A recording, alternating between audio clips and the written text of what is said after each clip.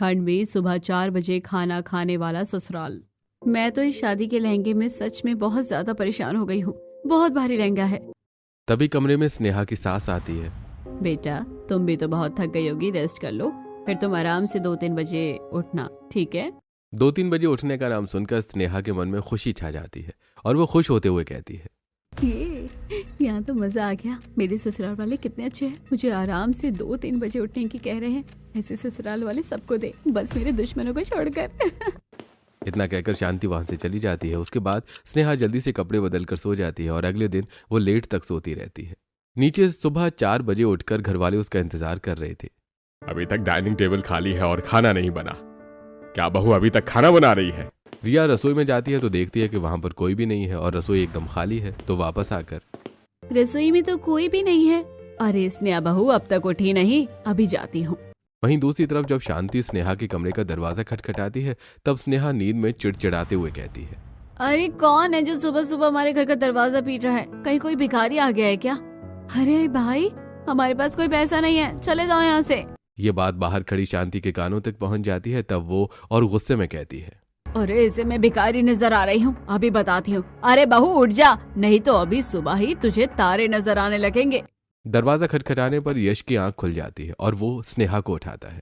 स्नेहा उठ जाओ, बाहर दरवाजे पर मम्मी है, वो हमें उठाने की कोशिश कर रही है, चलो अब जल्दी उठो। यश की बात सुनकर स्नेहा उठती है और नींद में दरवाजा खोलती है तो देखती है कि शांति तैयार होकर सामने खड़ी है। क्या बात है मम्मी जी, इतनी सुबह सुबह आप हमें क्यों उठा रही हैं? कुछ हुआ है क्या? अरे बहू, होना क्या था? मैंने तुझे बोला था ना कि तू जल्दी उठ जाएगी, तो तू यहाँ पर आराम से खराटे मार रही है। हम सब कब से खाने का इंतजार कर रहे हैं और आज तो तेरी पहली रसोई है और पहली रसोई पर ही तू लेट हो गई। ये बात सुनकर स्नेहा हैरान हो जाती है। लेकिन मम्मी जी, अभी तो सिर्फ सुबह के 4 बजे हैं और आपने कहा था कि मैं आराम से दोपहर तक सो सकती हूँ, 2-3 बजे तक। हे भगवान, मुझे लगता है बहू तुझे मेरी बात गलत समझ आई है। मैंने तुझे रात को 2 या 2:30 बजे उठने को कहा था, क्योंकि हमारे पूरे परिवार को सुबह 4 बजे खाना खाने की आदत है। आज तो तूने पूरा सिस्टम बिगाड़ दिया, लेकिन कल से इस बात को अच्छे से याद रखियो। चल अब जल्दी से नीचे आ जा और हमारे लिए खाना बनाने की तैयारी कर दे, हम इंतजार कर रहे हैं। यह बात सुनकर तो स्नेहा बहुत ज्यादा हैरान हो जाती है। उसे कुछ समझ नहीं आ रहा था कि अचानक से यह सब क्या हो गया, लेकिन क्योंकि उसकी सास उसे खुद बोल कर गई थी इसलिए वो जल्दी से तैयार होकर नीचे जाती है, जहां पर सभी डाइनिंग टेबल पर उसका इंतजार कर रही थी। बेटा, हमें बहुत जोर से भूख लगी है, तुम जल्दी से हमारे लिए खाना बना दो। हाँ भाभी, हम लोग कब से आपका इंतजार कर रहे हैं, लेकिन आपने तो बहुत देर कर दी। अब आप जल्दी से हमारे लिए कुछ भी बना दो। ठीक है, मैं अभी सबके लिए खाना बना कर लाती हूँ। उसके बाद स्नेहा रसोई में जाती है और वो सभी के लिए खाने में आलू गाजर की सब्जी और साथ में गर्मा गर्म चपाती सेकती है और उसके साथ वो थोड़ा सा सूजी का हलवा भी बना देती है, क्योंकि आज उसकी पहली रसोई थी और सभी को खाना परोसती है। खाना देखकर सभी का मुंह बन जाता है। एक तो आज तूने हमें पूरे सुबह के 5:30 बजे खाना दिया है, वो भी इतनी लेट, और ऊपर से तूने हमारे लिए खाने में इतना कम खाना बनाया है। बिल्कुल सही कहा छोटी बहू, हमें तुमसे बिल्कुल भी ये उम्मीद नहीं थी। अरे तुम कम से कम खाने में 2 सब्जी और 1-2 तरह का रायता भी बनाना चाहिए था और साथ में सलाद वगैरह भी होना चाहिए था, और चावल तो बिल्कुल भी है ही नहीं। हाँ, बस ऐसे ही भाभी ने आलस में कुछ भी बनाकर दे दिया। प्रॉपर खाना तो है ही नहीं, अब हम खाना कैसे खा पाएंगे? वैसे ही बहुत देर से पहले ही भूख के मारे जान निकली जा रही थी और हमने इतनी देर इंतजार भी किया खाने के लिए। कोई बात नहीं, आप सब शांत हो जाइए। आज स्नेहा का घर में पहला दिन है, इसलिए ऐसी गलती हुई है। मैं तो कहती हूँ कि कुछ दिन स्नेहा जब हर रोज सुबह का खाना बनाएगी तब जाकर उसे प्रैक्टिस होगी और तब जाकर उसे कहीं हमारा हिसाब किताब पता चलेगा। इसलिए कल से सुबह का खाना स्नेहा को ही बनाना चाहिए। सच में बड़ी बहू तो बिल्कुल सही कह रही है। और छोटी बहू, याद रखना, आगे से ऐसा नहीं होना चाहिए। आज तुम्हारी जेठानी तुम्हें सब कुछ समझा देगी और उसके बाद तुम्हें भी वैसे ही करना है। जी मम्मी जी, बिल्कुल। पहले ही दिन अपने ससुराल में ये सारी बातें सुनकर स्नेहा का दिमाग तो हौच पौच हो जाता है, लेकिन वो उससे समय ज्यादा कुछ नहीं कहती। उसके बाद स्नेहा सभी के खाना खाने के बाद रसोई में जब बर्तन साफ कर रही थी तो मुझे तो आज मेरे ससुराल वालों ने कुछ ज्यादा ही बड़ा झटका दे दिया है। भला सुबह 4 बजे कौन खाना खाता है? मुझे तो कुछ समझ ही नहीं आ रहा। यहाँ का हिसाब किताब तो कुछ ज्यादा ही अलग है, और ऊपर से मेरी जेठानी भी कितनी तेज तर्रार है, कितनी आसानी से चालाकी से सुबह का सारा खाना बनाने का जिम्मा मेरे सर पर डाल दिया है। इस तरह स्नेहा घर का पूरा काम करती है और रात होते होते वो बहुत ज्यादा थक जाती है। रात को जब सब अपने कमरे में सोने जा रहे थे तब उससे पहले सभी स्नेहा को एक लंबी चौड़ी लिस्ट बता देते हैं। बेटा, कल सुबह तुम हमारे लिए 4 बजे के लिए खाने में घिया के कोफ्ते और बथुए का रायता बना देना। और मेरा तो कल सुबह आलू के पराठे खाने का मन कर रहा है, उसके साथ आलू की चटनी भी बना देना भाभी। मेरे लिए तो खाने में कुछ भी सब्जी हो, बस 2-3 तरह की सब्जी होनी चाहिए और उसके साथ 2 तरह का रायता होना चाहिए, तो हमारे लिए ऐसा खाना बना देना। इतना कहकर शांति, रमेश और रिया तो तीनों अपने कमरे में चले जाते हैं, लेकिन उसके बाद स्नेहा अपनी जेठानी पायल से कहती है, दीदी आप भी बता दीजिए कल के खाने में आपकी कोई भी फरमाइश रह गई हो तो। नहीं स्नेहा, तुम्हें चिंता करने की जरूरत नहीं है, जो बाकी सब खाएंगे मैं वो ही खा लूंगी। हाँ स्नेहा, मेरी तरफ से भी तुम्हें इस चीज की चिंता करने की जरूरत नहीं है। तुम बाकी सबके लिए जो खाना बनाओगी हम तो वही खुशी खुशी खा लेंगे। पायल और रोहन के जाने के बाद स्नेहा खुद से कहती है, चलो इनका बहुत बहुत आभार, कम से कम इनकी तो कोई नई फरमाइश नहीं है। जब थकने के बाद स्नेहा जल्दी ही सो जाती है और अगले दिन सुबह फिर से उसका सुबह 1:30 बजे का अलार्म बजना शुरू हो जाता है। अरे यार, इस अलार्म को भी पता नहीं मुझसे क्या परेशानी है, इतनी जल्दी सुबह हो जाती है और अब मुझे 1:30 बजे उठना होगा। लेकिन उसके पास कोई और ऑप्शन भी नहीं था, इसलिए उसे मजबूरन सुबह 1:30 बजे उठना पड़ता है और उसके बाद तैयार होकर वो नींद में ही रसोई में जाती है और बहुत सारी उबासी ले रही थी। मुझे बहुत ज्यादा नींद आ रही है, मेरा बिल्कुल भी मन नहीं कर रहा खाना बनाने का, लेकिन क्या करूं, मजबूरी है। अब स्नेहा फ्रिज से सब्जी निकालती है और उसके बाद वो अपने ससुराल वालों के बताए अनुसार सभी के लिए खाना बनाना शुरू करती है। घिया उबालने के बाद उसके घिया के कोफ्ते बनाती है और साथ में एक चूल्हे पर चावल उबलने के लिए रख देती है और वो बथुए का रायता बना रही थी। बताओ भला 4 बजे सुबह कौन इतना हैवी खाना खाता है? अरे कम से कम सुबह 4 बजे चाय नाश्ता करते तो मुझे वो भी समझ आता, लेकिन मेरे ससुराल वाले कितने अजीब हैं कि इन्हें सुबह सुबह 4 बजे प्रॉपर खाना चाहिए। और इन महाशयों के नखरे तो देखो, 2 तरह की सब्जी होनी चाहिए, 2 तरह का रायता होना चाहिए, चटनी भी होनी चाहिए और साथ में सलाद भी होना चाहिए। बस इतना ही नहीं, उनके साथ चावल भी होने चाहिए। अब रायता बनाने के बाद स्नेहा काफी देर तक सिलबट्टे पर चटनी पीसती है।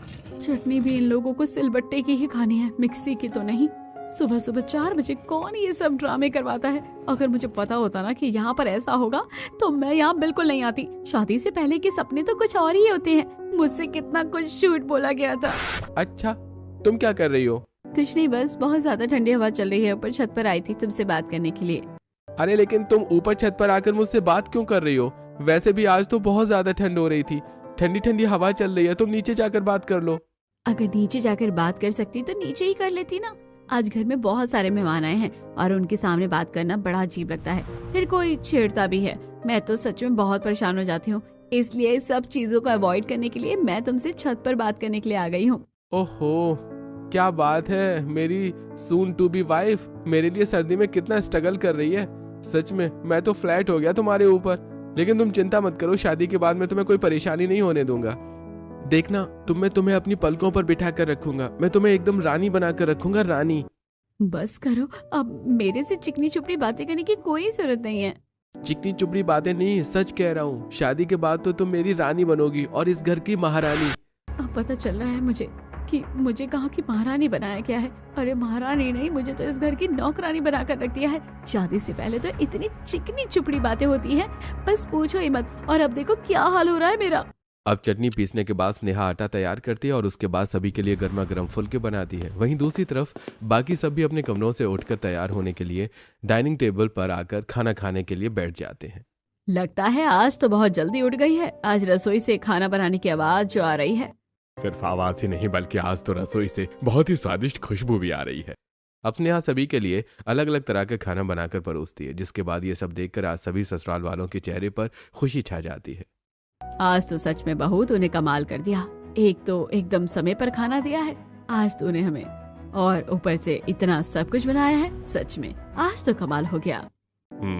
मुझे तो बहुत ही अच्छी खुशबू आ रही है। अब हम चलो जल्दी से खाना खाना शुरू करते हैं और देखते हैं कि आज छोटी बहू ने हमारे लिए कैसा खाना बनाया है। उसके बाद सभी खाना खाना शुरू करते हैं और आज सभी को स्नेहा के हाथ का खाना बहुत अच्छा लगता है।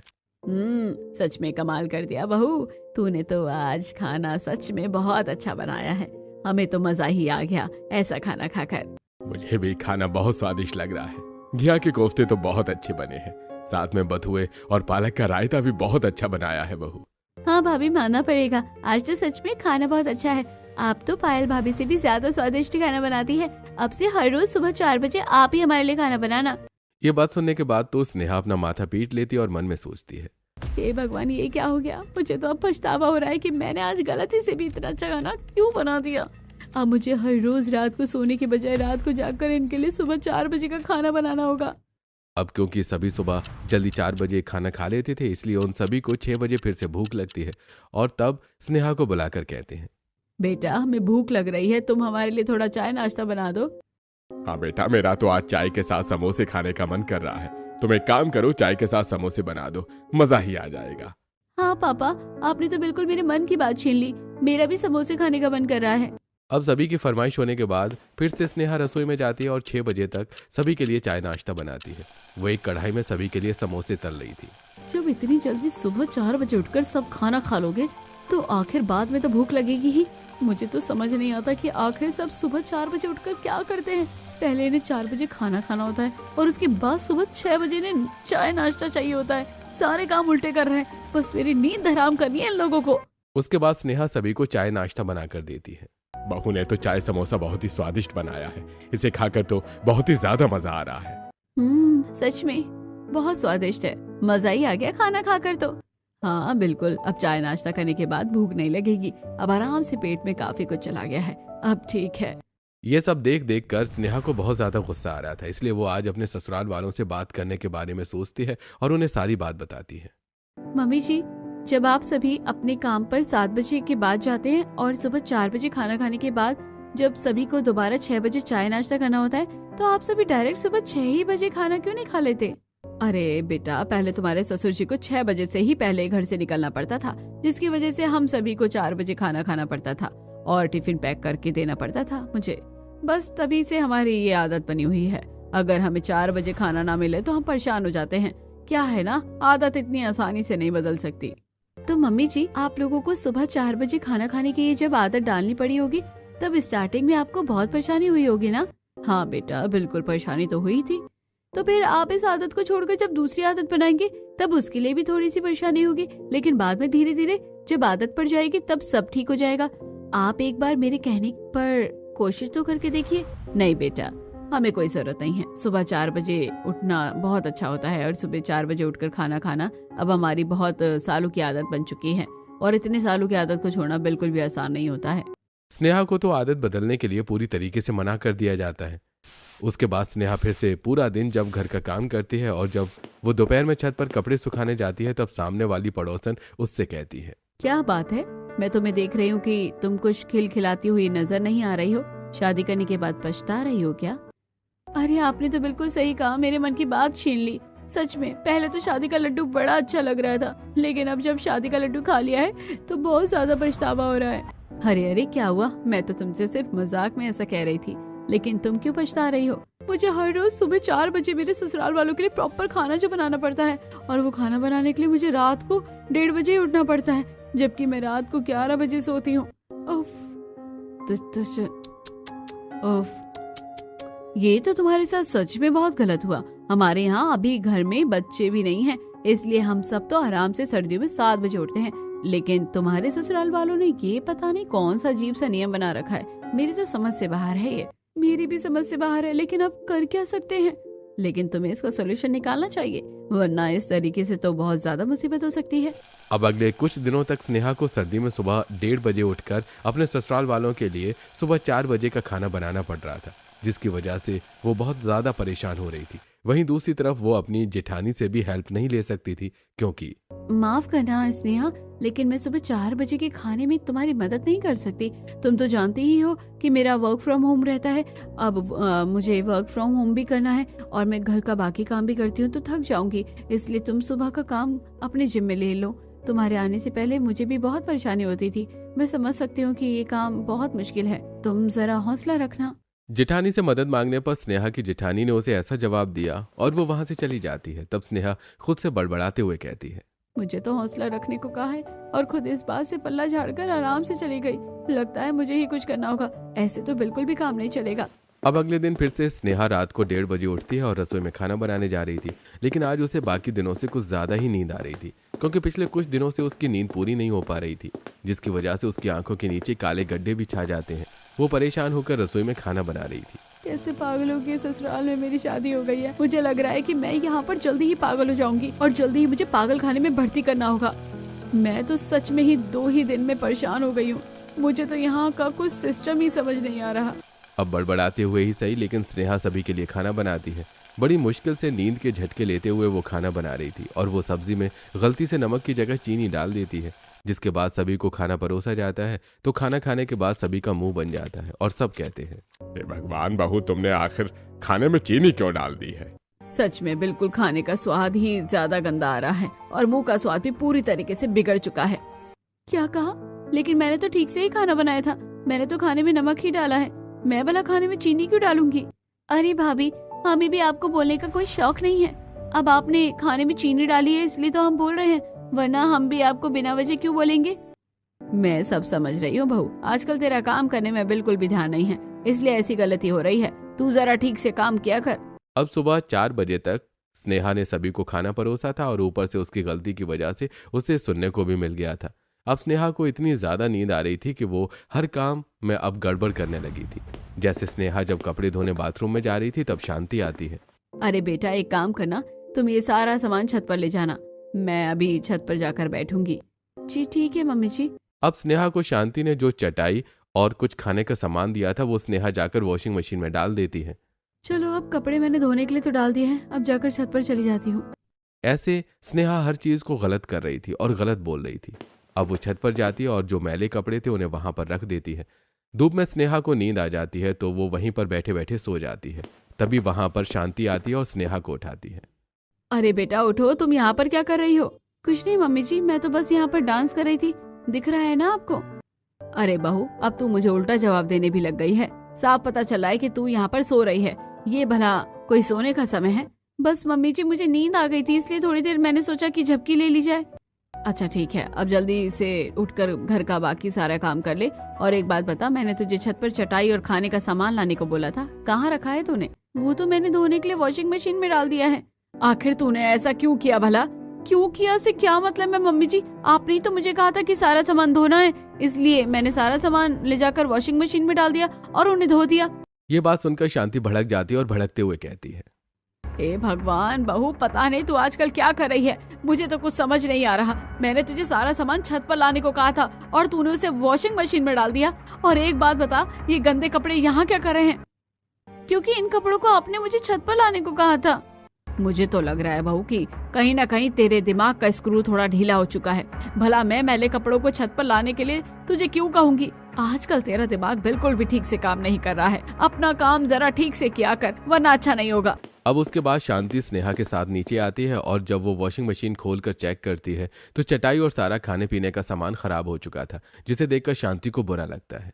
मेरा सारा सामान खराब हो गया और मेरी पुरानी चटाई भी खराब हो गई है। पता नहीं इस बहू ने ऐसा क्यों किया। अब रात होने तक स्नेहा जैसे तैसे काम करके सारा काम खत्म करती है और अपने कमरे में आज वो सोने के लिए चली जाती है। उसे बिस्तर पर थका हारा लेटा देखकर यश कहता है, क्या बात है, आज तुम्हें जल्दी नींद आ रही है? नहीं, मुझे नींद क्यों आएगी?